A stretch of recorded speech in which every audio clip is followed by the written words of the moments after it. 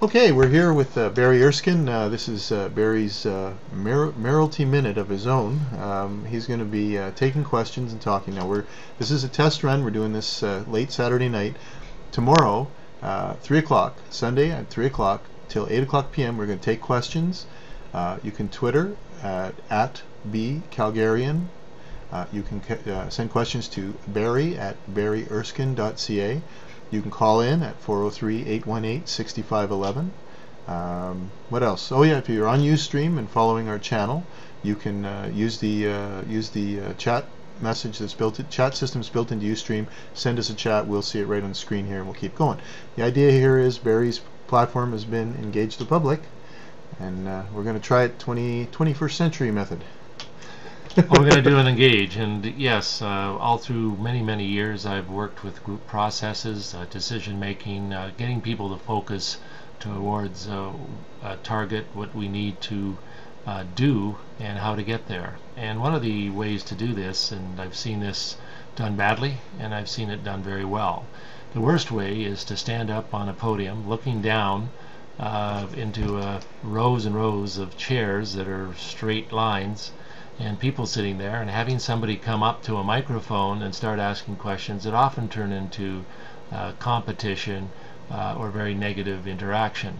The best thing to do is to take the whole group, put them in chairs in a complete circle. If you have lots of people, you can do up to 3 rows, and in the middle you put a table. That's where the issues go, and the alderman, the mayor, and all the citizens at the community association or that community area, we sit down and we start a discussion, and that starts to work around as we talk about solutions, because just because the city is always kind of pegged as doing something wrong, the fact is that if we're going to fix it, we all have to work together to get that fix, and it's a good way to work. Yeah, I've heard it said that there's not any project anywhere in any city or in any business that couldn't have been done better, but hindsight is always 20/20 on those. So we got to get in front of them, and we got to try try and and get in get a front little of all of further in those front of issues, because quite frankly, when all of a sudden something's happening and you hear, and you have about 3 days to a week or so to even react, it just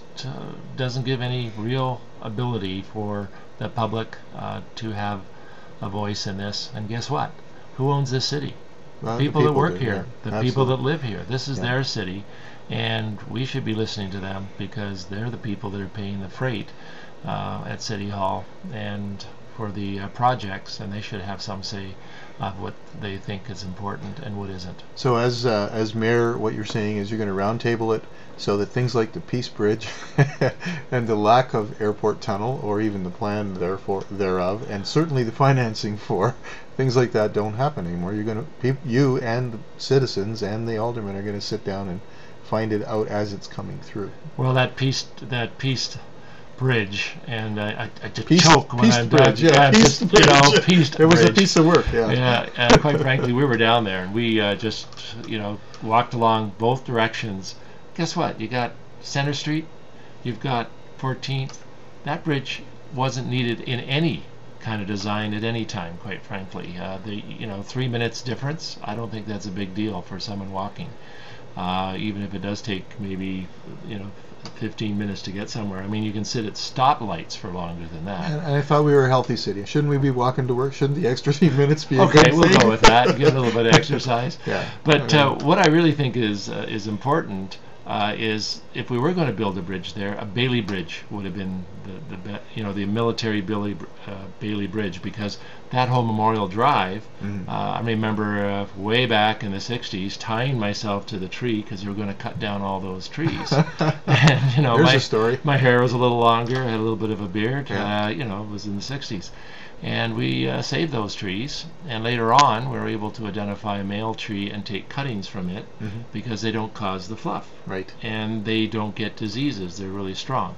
So that's been built, and all of the tags from the military have been put properly in the ground in a safe way that they will actually be there in the future.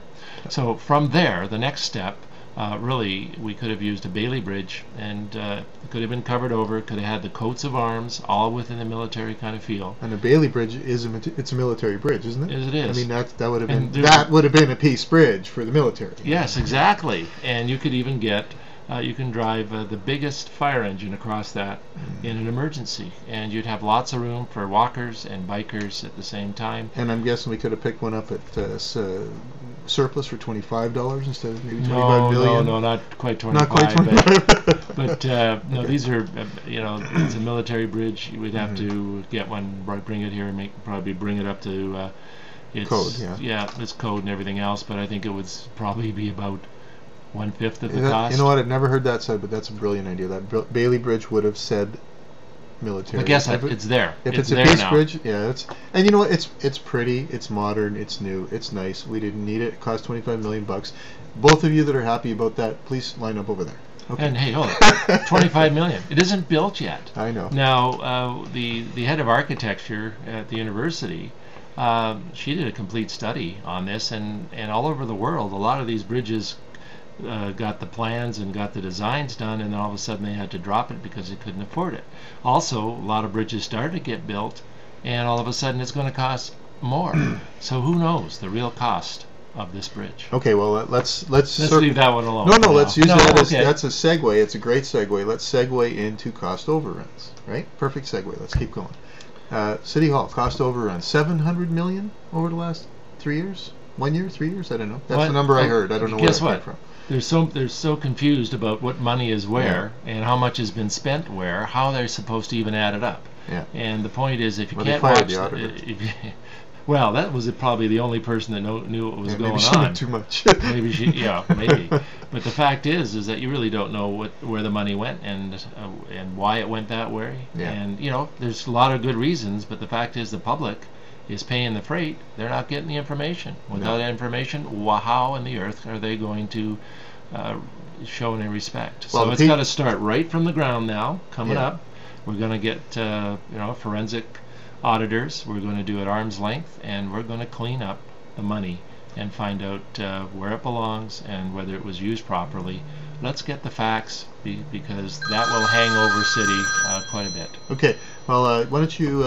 actually, we're going to pause for a second. We're going to take a call. We're learning how to do this as we speak, so we'll be right back.